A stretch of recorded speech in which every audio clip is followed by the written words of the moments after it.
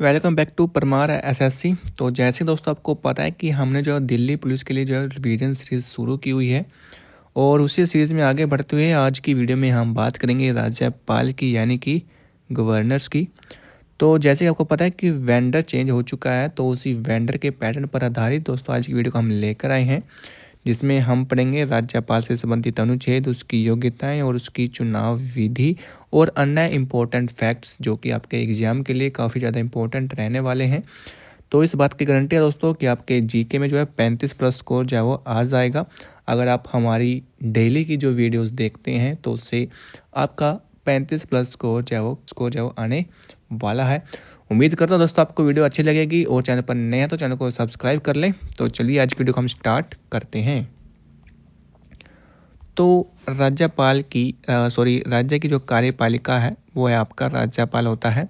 तो राज्यपाल से जो भी संबंधित अनुच्छेद है उनके बारे में हम पढ़ेंगे।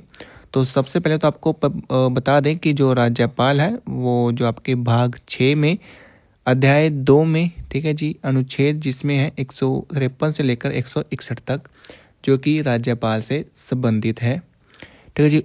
उपनाम की बात करें तो राज्य का प्रमुख या फिर कार्यपालिका या फिर संवैधानिक या फिर नाम मात्र का प्रमुख जो इसको बोला जाता है, किसको? राज्यपाल को। तो अनुच्छेद है 153 जिसमें कहा गया है कि प्रत्येक राज्य का एक राज्यपाल होगा, जिसको 7वें संविधान संशोधन 1956 में कहा गया है कि 2 या 2 से अधिक राज्यों के लिए एक राज्यपाल जो नियुक्त किया जाता है। तो ये सभी आपके आता है अनुच्छेद 153 में। तो भारतीय संविधान में राज्यपाल से जुड़े प्रावधान जो है कनाडा से लिए गए हैं। ठीक है जी। उसके बाद अनुच्छेद 154 में कहा गया है कि राज्य की जो कार्यपालिका शक्तियां हैं वो राज्यपाल में जो निहित होंगी, जिसका प्रयोग जो राज्यपाल है वो स्वयं या फिर अपने अधीनस्थ अधिकारियों के माध्यम से उनका जो है प्रयोग में ला सकेगा। उसके बाद है अनुच्छेद 155 जिसमें कहा गया है कि राज्यपाल की नियुक्ति जो कि राष्ट्रपति के द्वारा हस्ताक्षर व मुद्रा सहित एक अधिपत्र में जो जारी करके ये अधिपत्र जो है विधानसभा में मुख्य सचिव पढ़कर जो है वो सुनाता है। ठीक है जी। यानी कि राज्यपाल की जो नियुक्ति है वो राष्ट्रपति के द्वारा की जाती है। उसके बाद है अनुच्छेद 156 जिसमें कार्यकाल के बारे में बताया गया है। तो जो राज्यपाल है उसका जो कार्यकाल है वो राष्ट्रपति के जो पश्चात पर्यंत तक जो वो अपने पद पर बने रहते हैं, कोई ऐसा टाइम पीरियड नहीं है। उसके बाद है कि राष्ट्रपति त्यागपत्र किसको देगा? तो वो देगा राष्ट्रपति को। और जो राज्यपाल है वो पद ग्रहण करने से जो 5 वर्ष तक जो कार्य करेगा। यानी कि वैसे तो वो 5 वर्ष के लिए चुना जाता है, लेकिन वो राष्ट्रपति के जो पश्चात पर्यंत तक जो पद पर बना रह सकता है। और अगर उसका स्थानांतरण करना हो तो वो भी जो है राष्ट्रपति के द्वारा ही किया जाएगा। और संविधान में राज्यपाल को हटाना, पुनर्नियुक्ति आदि का जो वर्णन है वो नहीं किया गया। ठीक है जी। संविधान में राज्यपाल के पद से हटाने की विधि, उसको द्वारा चुनना, इस सभी का वर्णन नहीं किया गया। अनुच्छेद 157 जिसमें राज्यपाल की योग्यताओं के बारे में बताया गया है। तो राज्यपाल की जो योग्यताएं हैं वो है कि वह भारत का नागरिक होना चाहिए और उसकी जो न्यूनतम आयु है वो 35 वर्ष हो और वह जो है राज्य विधानसभा का सदस्य चुने जाने योग्य हो। उसके बाद अनुच्छेद 158 जिसमें शर्तें बताई गई हैं कि राज्यपाल की क्या क्या शर्तें होंगी। तो जो राज्यपाल है वो संसद या फिर विधानमंडल के किसी भी सदन का सदस्य जो वो नहीं होगा। ठीक जी। और साथ ही वह किसी लाभ के पद पर नहीं होगा और उसके वेतन भत्ते हैं वो राज्य की संचित निधि पर जो है वो आधारित होंगे। तो ये दोस्तों जो है टाइपिंग एरर है। ठीक है जी। यहाँ पर भारित नहीं, आधारित होंगे। ठीक है जी। और जो पेंशन है वो केंद्र की संचित निधि पर निर्भर करती है। उसके बाद है कि राज्यपाल का जो वेतन है वो प्रति माह जो 3.5 यानी कि 3.5 लाख रुपए जो होता है। उसके बाद है अनुच्छेद 159 जिसमें राज्यपाल की शपथ के बारे में बताया गया है। तो राज्यपाल का जो शपथ है वो हाई कोर्ट के मुख्य जज की अनुपस्थिति में जो वरिष्ठतम जज के द्वारा जो दिलाई जाती है। वैसे तो दिलाई जाएगी हाई कोर्ट के मुख्य न्यायाधीश के द्वारा, यदि वो नहीं है तो वरिष्ठ जो कि जज होगा उसके द्वारा दिलाई जाएगी। उसके बाद है 161 जिसमें है क्षमादान, यानी कि राज्यपाल जो है क्षमादान कैसे किसको दे सकता है। तो जो राज्यपाल है वो मृत्यु दंड को माफ़ नहीं कर सकता। जैसे राष्ट्रपति माफ़ कर सकते हैं लेकिन राज्यपाल नहीं कर सकते। राष्ट्रपति एक ही व्यक्ति को एक से अधिक राज्यों का राज्यपाल नियुक्त कर सकता है।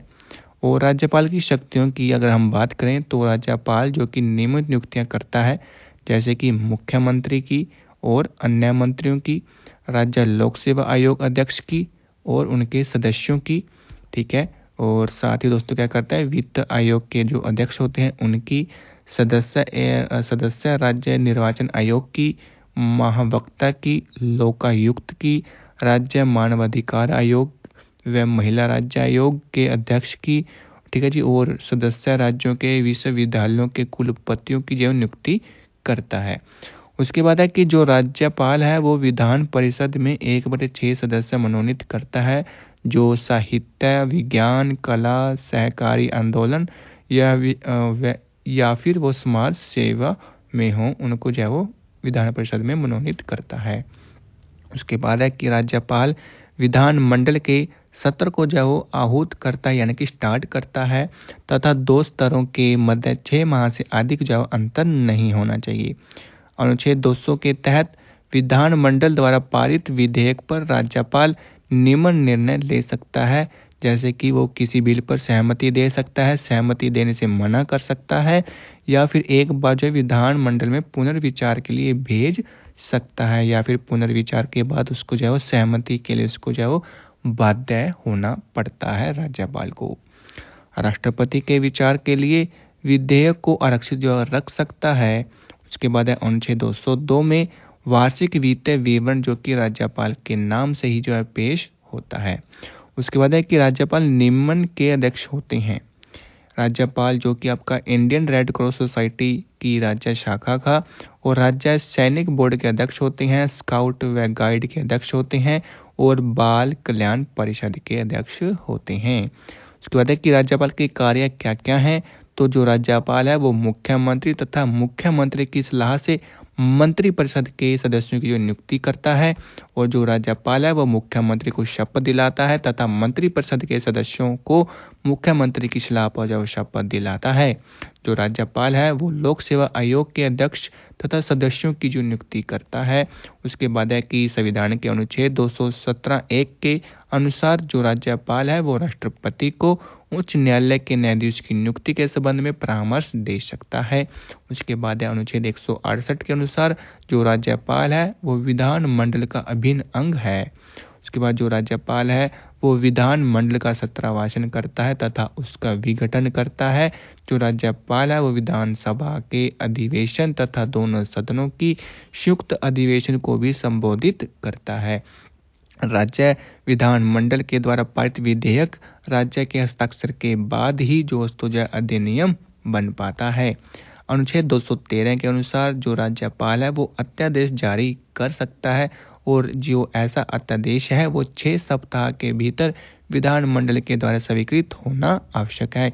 यदि विधानमंडल 6 सप्ताह के भीतर उसे अपनी स्वीकृति नहीं देता तो यह अध्यादेश की वैधता जो है समाप्त हो जाती है। उसके बाद दोस्तों हम पढ़ेंगे नेक्स्ट वीडियो में विधानमंडल के बारे में।